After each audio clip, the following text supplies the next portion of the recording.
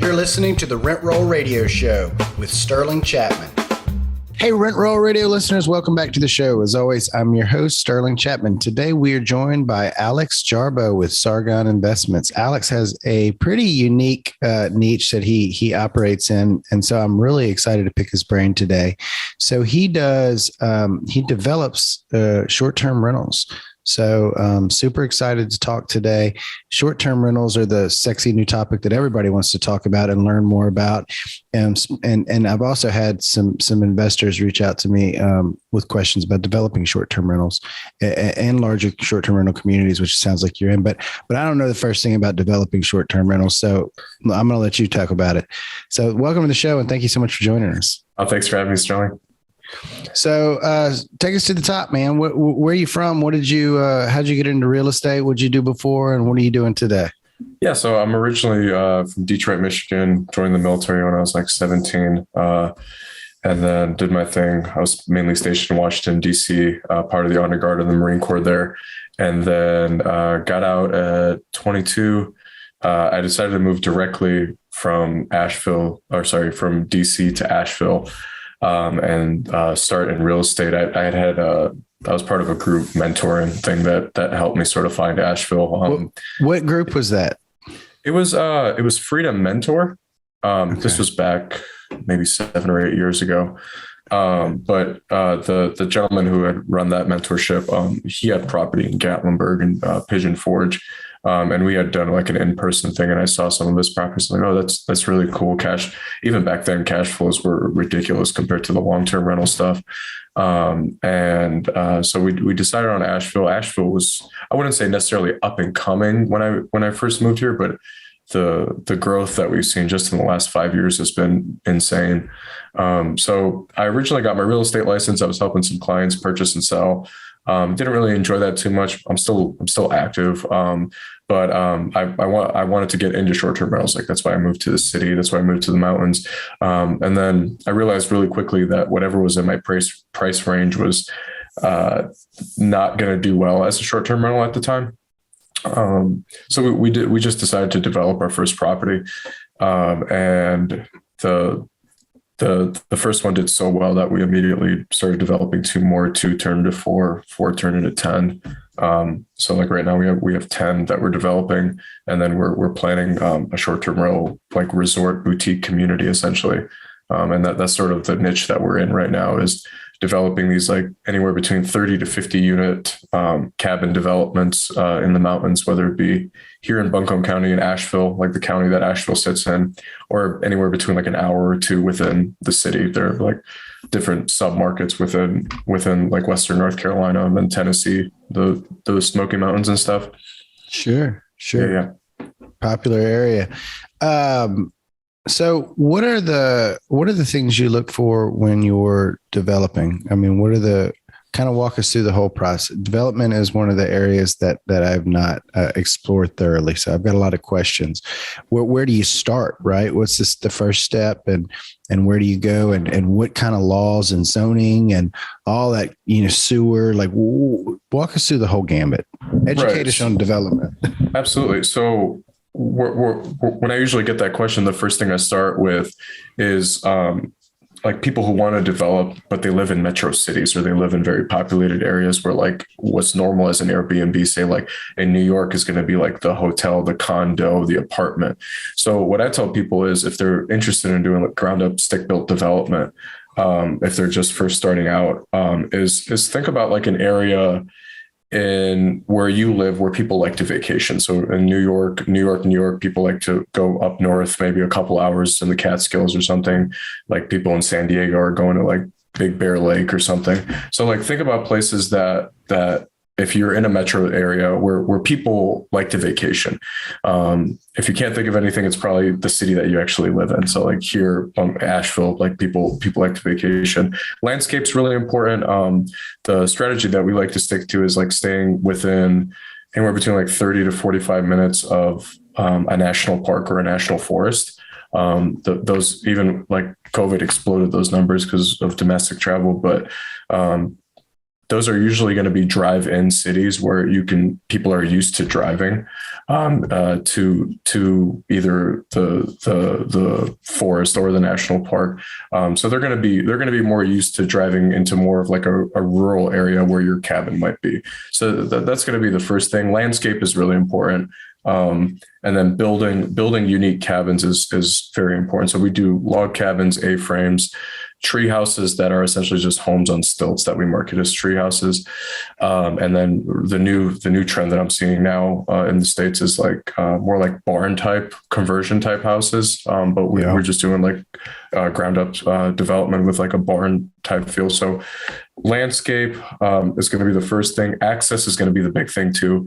Making sure that you're not sending your guests up like a gravel road for 20 minutes. Like a lot of times guests are going to be arriving at night. They've been driving, they're tired from travel, and you don't want them to be annoyed the first second they step onto your property. So that's a big thing, is like a lot of people who are what I'm seeing are purchasing properties who are already on the market. It's like sometimes these properties are tucked away, man. Like they're tucked away 30 minutes like down a gravel road. So I got engaged years ago at a short-term rental in the mountains and outside of Seattle in the Washington Mountains. And I will never forget how terrified I was. Like my wife at one point got out of the car and walked because she didn't want to be in the car when we were driving on that windy road next to the cliff. Yeah, right. So that's huge. Yeah, so it's completely kill the moment there, right? Yeah, so that's big thing, access. So access, but at the same time, you don't want to be like, the closer you get to the city, any type of city you're in, the more expensive the land's going to get. So we have found anywhere between, originally it was 15 minutes, but even now, like if people are used to, like Asheville's regional airport only has like 4 gates. So like people are driving into the city. We get people from Atlanta, we get people from Raleigh, we get people from Charlotte, a lot. So people are driving here, and they're comfortable with taking that drive as long as it's not like an hour away. And then we also get people from like the Smoky Mountains and other mountain communities, but after you sort of establish the access, like figure out, okay, like it's not even if we have to put maybe like 100-200 foot road in from the axis of the road that the property sits on. So like we look for like double lane state maintained roads where we can sort of put a driveway in off of those. We do that also, like if we don't get snow too much here, but if it does snow, usually the city's going to take care of it compared to us taking care of it, at least that portion. So again, access, if guests are driving in, that's going to be easier for them. But after that, we sort of make sure that we call the utility company, just like with any type of development, make sure that you can get proper utilities. We send the project over to our engineers to sort of figure out septic, because usually these properties are going to be on septic and well. So they figure out based off of the county and city regulations, mainly county, what they require in terms of septic. The interesting thing about developing in the mountains is every property is going to be different. So we don't necessarily, we have a threshold that we have, like in terms of how much we're willing to pay per pad, in terms of like how many properties we want to put on the acreage that we're looking at. And if it drops below that, that's when we'll like step away from a deal. But if you're developing one or two, you had mentioned like zoning and different things. So again, every county is going to be different.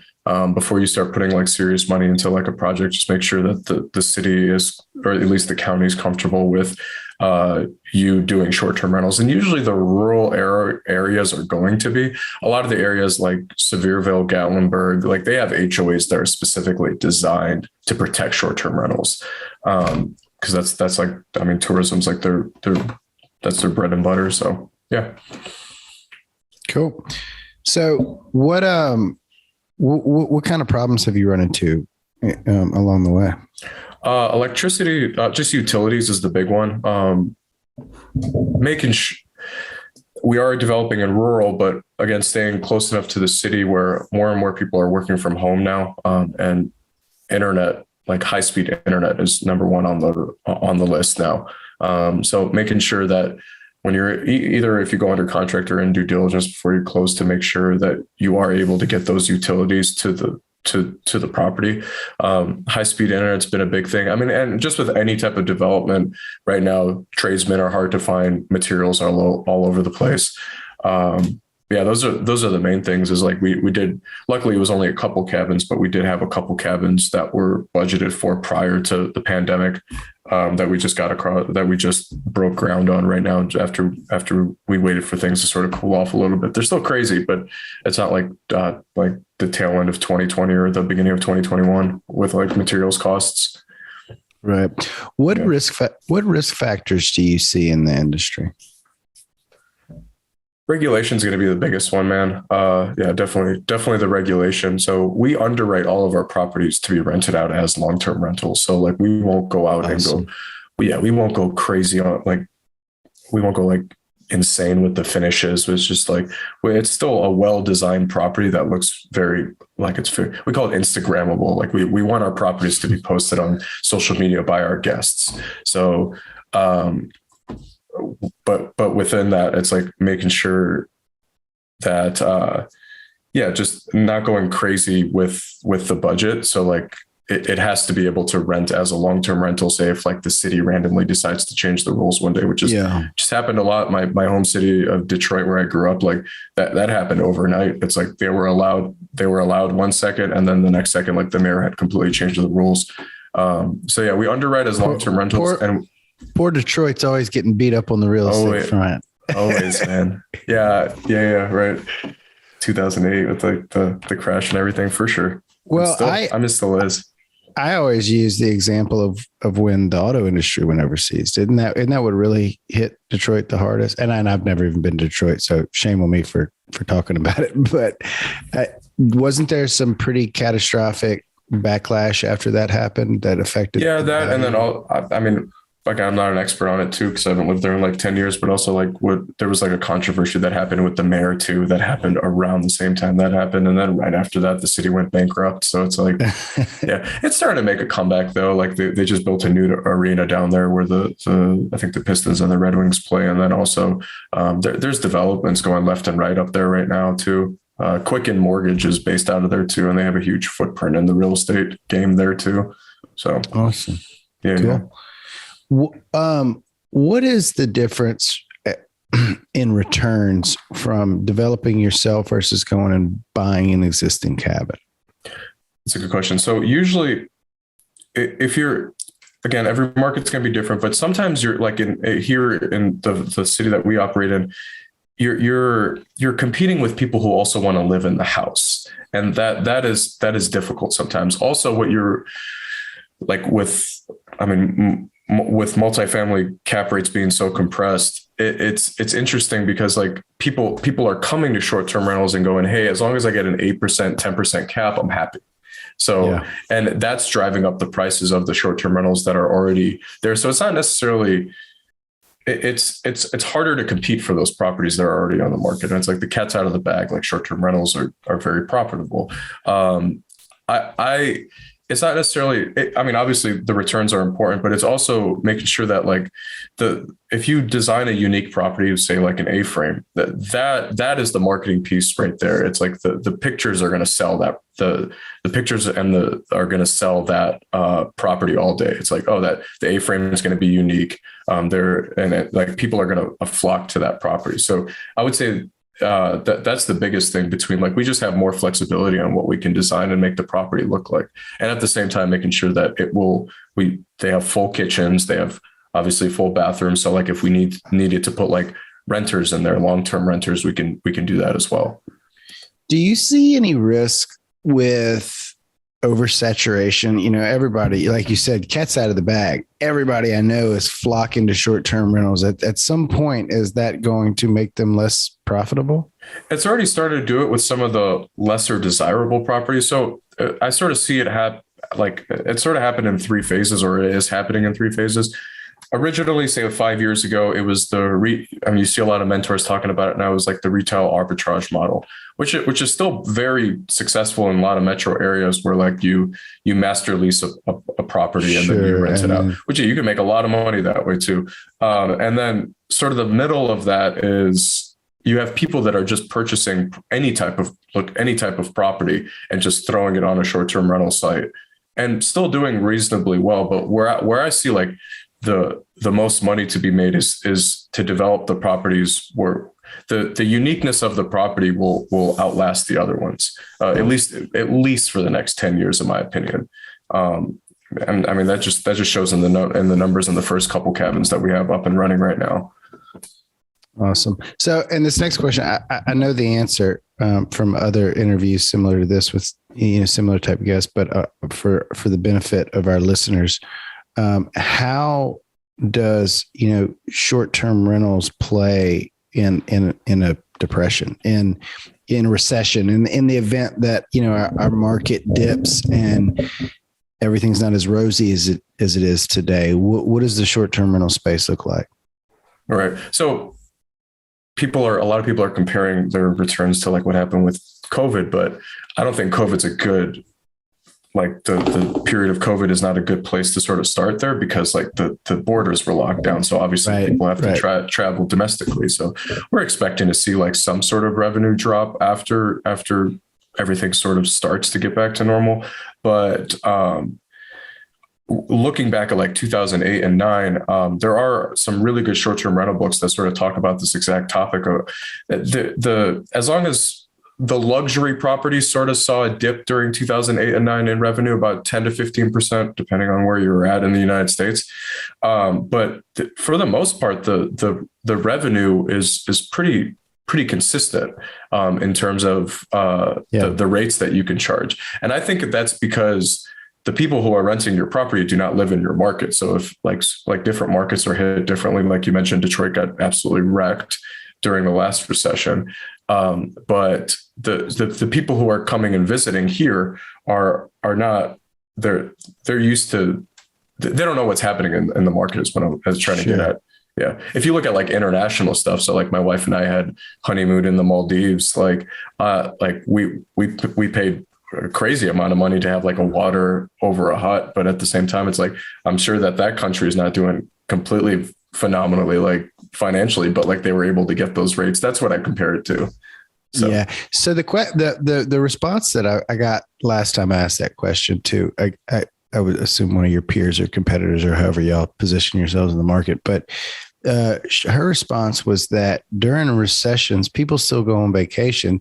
And as long as you're in these like drive-to locations, like the Smoky Mountains or the Panhandle of Florida or something, you're good. People just dial back. Like they don't go to Europe for 3 weeks. Right. They drive to the Grand Canyon or to the Smoky Mountains, and they just dial it down, but they still very much during hard times need to get away more than they do during good times, Absolutely. And during good times, they're like, hey, things are good. Let's go take a weekend vacation. It sort of plays on itself. Yeah, for sure. Yeah. You had mentioned, I think before we started the show, you're funding these projects with investor capital. So sorry. Is it like a traditional like multifamily syndication model, or what does that look like? Yeah, so we started with the joint venture stuff, and we're flexible with what we can do with our investors. But what I realized, the best use of my time is to focus on these larger developments, because like we started doing like joint venture deals with one investor to do say like 2. We're doing 6 with one specific investor, but the syndication model is a little bit more sustainable. In terms of we're able to raise the money, get the sponsor for the deal, and then develop, and then we just our offerings are different based off of each project that we're doing. So what? And this is more of a broader question about syndication around development, not necessarily specific to short-term rentals, but I guess you could answer it just as well as anybody else could. What does that funding process look like? Right? You're not syndicating. You're not raising 100% of the project, building it, and then cashing out at the end. We kind of walk us through what lending options you have on development projects and how much you need to raise and what type of lenders come and float the difference. Walk us through that a little bit. Yeah. So we're actually fortunate on the lending side. We're fortunate enough to have a working relationship with a commercial bank that's local that will lend us the money to go from construction to perm where we don't have to get any bridge debt and then refinance out into a permanent loan. So that saves us a lot of money in terms of loan costs. Saves you a lot. It saves you a lot of risk, I imagine. Are you locked in? Are you locked in from like when you go into the construction loan? Are you already like preset on where you're going to end up at the permanent loan, so you don't have to worry about interest rate risk along the way or anything like that? I believe the one that we were talking about was a 20-year AM, and this might change, but 20-year AM, and then they look at the interest rate again every 5 years. But I mean, that's typical. Obviously, like plan for worst case scenario when it comes to interest rates and stuff, but like there's a buffer there. But yeah, so that's the lending piece. And the syndication stuff, we're still working through like what our Class A shares are going to be, what our Class B shares are going to be. Class A is going to be a little bit less risky than the Class B in terms of returns. But we're just that's sort of where we're at now in terms of that. It's just that's the biggest thing is some of the other projects we did. It was a little not stressful, but it was definitely a little bit more frustrating to deal with going from a bridge loan into a refinance to a permanent construction loan. So, and there's different ways to structure these deals. So like we could do, and a lot of it's honestly dictated of what the lender is comfortable with, but you can do say like a detached condo community, almost like a timeshare community is the way it would be structured, but they're rented out as short-term rentals where if you did need to exit the properties, you wouldn't have to sell the whole thing. If you didn't need to, you could exit, say like a couple properties, which I mean, that's what we always think about is we're thinking of the exit in mind in different scenarios, just to protect our investors and the deal itself too. Awesome. Absolutely.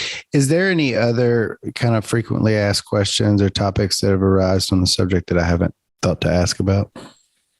No, just, so I have a YouTube channel that I host. We sort of talked about most of the stuff, but any questions on the individual stuff, if people are looking to do it themselves, the YouTube channel is Alex Builds. It's a little logo of a treehouse. They can hop on there and sort of if they're looking to do it themselves. If they're looking to stay completely passive, we can talk to them as well. So awesome. So I want to hop to our radio round real quick. Three quick questions. First one is, what's your favorite book?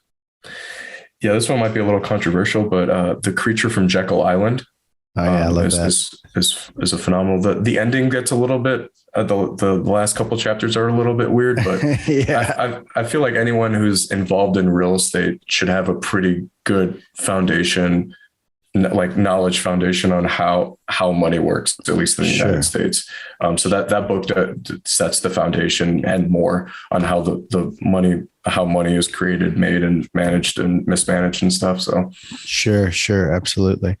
What's your favorite quote? And you can read it off of the wall. I was looking at it before we started. I'm going to give you permission so you don't feel there. You go. Yeah. A person's success in life is usually measured by the amount of uncomfortable conversations they're willing to have. Nice. Who said that? I originally heard it from Tim Ferriss. I don't know where he took it from. Maybe he made it up, but I live by that. I live by that because I'm naturally introverted, but the more I talk to people, they're all uncomfortable then. What's your favorite thing to do outside of work? So, I actually, since I was a kid, I've always practiced street magic. Like just doing so like doing close-up magic.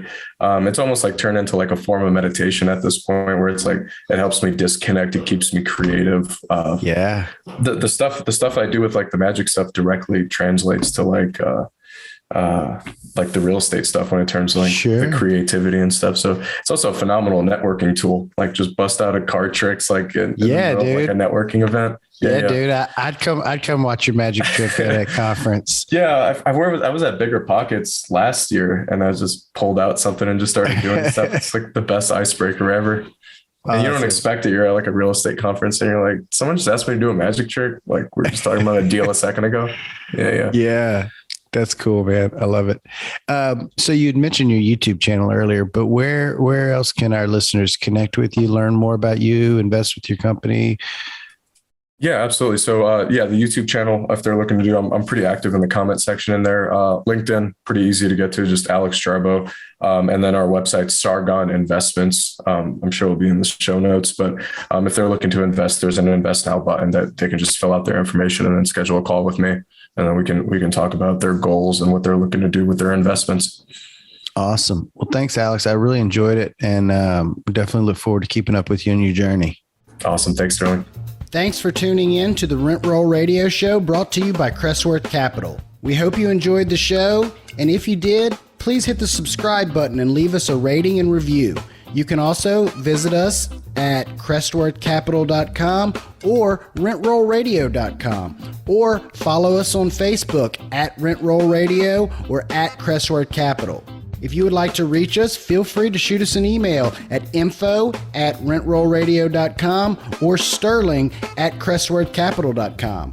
We hope you come back next week to join us on some more of our journey. Until then, happy investing.